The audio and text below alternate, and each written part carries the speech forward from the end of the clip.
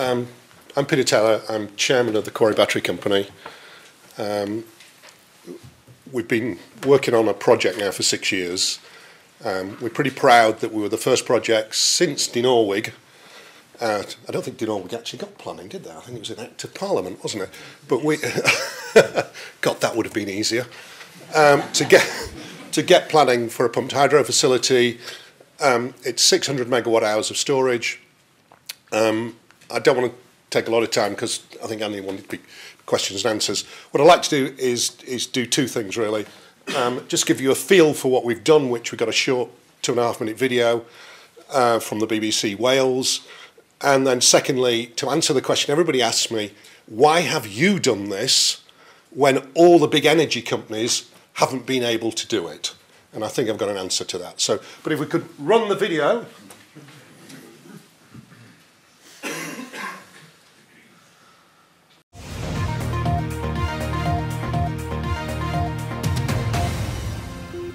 First, a new power station on the edge of Snowdonia National Park. That's what Gwynedd councillors have signed off tonight.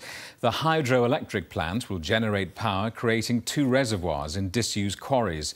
There is local support for the scheme, but also concerns about the heavy traffic. More from our environment correspondent, Iolo ap Dafydd. It's an impressive hole where quarrymen dug for slate that was exported worldwide. This mountaintop will potentially hold a reservoir. The water would be piped through a tunnel to Glynhronwy quarry down below to generate electricity. Before the meeting, Gwynedd councillors came to the Glynhronwy site, where over £1 million has already been spent on new roads and fencing. The local councillor says with 200 jobs and potential work for local construction companies, there's nothing to oppose. Ideally located to start with, within the Glynhronwy compound here. As you know, we have a first hydro already in Dinorwig. This is on a smaller scale, but it's an ideal spot. What I want to do is safeguard jobs for local people here, between 200 and 300 perhaps, and also contractors in the village as subcontractors. Across the valley, the Dinorwig hydroelectric power plant is much larger, 1,800 megawatt of pump storage power, which is electricity on demand, and one of the main reasons why Dinorwig is so valuable to the national grid. This scheme, at almost 50 megawatt of power, is much smaller, but still commercially attractive. While many in Waenvawr and Llanberis welcome work to utilise what are often dangerous old quarries, there are concerns about heavy construction traffic. Along a narrow lane in Waenvawr, locals in these houses fear their homes could be affected. One of the concerns are the houses are higher than the actual road. Now, are they going to withstand these heavy vehicles? Also, there are young children who are walking the roads down to school, they're biking, there's a lot of people walking their dogs, there's riding their horses. It's a rural country road. We promise that we will look after those people and we will make sure that their houses are surveyed before, and any that are under risk, we can put vibration monitoring devices in their houses. If there's any problems that go over the limits set, then we can address those by slowing down the vehicles, changing the vehicles, or moving the route slightly, or improving the road. We did win the planning application 12 votes to 1, but it's interesting, of the world we live in, that we get equal coverage with a small objection group who we are working with now, and that's all being sorted. The other key question I always get asked is, and by everybody, why have you been able to do this when others haven't? And I think in how do we make this happen, I'll point to 3 things, first of all. I'd say the first reason we were able to do it is the project has been run by really, really bright young people who didn't come from the Central Electricity Generating Board, and so accept that the free market is the only way forward. They don't yearn to go back to some sort of electricity pool or integrated network all owned by the government. So there was never any of that thinking in it.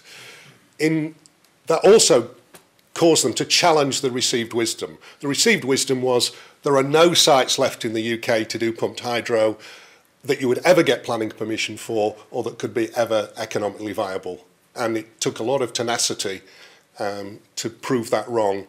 And it's amazing how, if you've got a master's degree in geology or a doctorate, it's pretty easy to pick up discounted cash flow and argue with investment bankers. I think the second reason we're able to do it is because we've been very fortunate to have early stage angel investors who made the effort to inform themselves. They were also willing to take a risk. The alternative use for their money was they could have put it into a solar farm whereby it had heavy subsidies from the government and there was a guaranteed power purchase agreement from the output. So without that, we would have got nowhere. So that is one of the messages, if I could deliver one message to the government, is we're not asking for subsidies, but I'll tell you what, the way you treat other technologies makes it damned hard for us to raise money. And then the third reason why I think we got this far is touching on what Mike was talking about. There are lots and lots of people who can describe the problem of lack of storage. There is no shortage of people who say we need more storage. But we, and Dave, who's worked on with, Dave and I have worked on this now for nearly 6 years, we've met precious few people who can sit down and tell you how you actually make a profit in a traded market from trading a storage facility. And one of the things that we did and do all the time is a constant focus on what is the commercial basis of what we're doing. And that isn't easy because this is an area where not many people know a lot about it. In fact, there's one man in this room who probably knows all about it, and he isn't about to tell us exactly how they trade and how they make their profit. But believe me, if you make the effort in storage, it is possible to do. Notwithstanding, the changes to the cash out prices could make a big difference, we believe, to storage. So to hear Ofgem say they can't tell us when they're going to let us know what the consultation says is a touche disappointing. Similarly, the capacity mechanism, with the slightest of tweaks, could also really help storage, particularly new storage, because it would give us the ability to get cash during the build period. Now, anybody who's done a financial model, if you can pull forward effectively your revenue, it makes a huge difference to your internal rates of returns for investors. So that could have a big effect. It's ironic that we have two people sat next to each other. It's hard for us to tender into the capacity market if we don't know what's going to happen in the change to the cash out process. That is not a knock at government. We don't want your subsidies and we appreciate what you're doing, but a touche of clarity would help. And that's pretty much where we are. Thank you.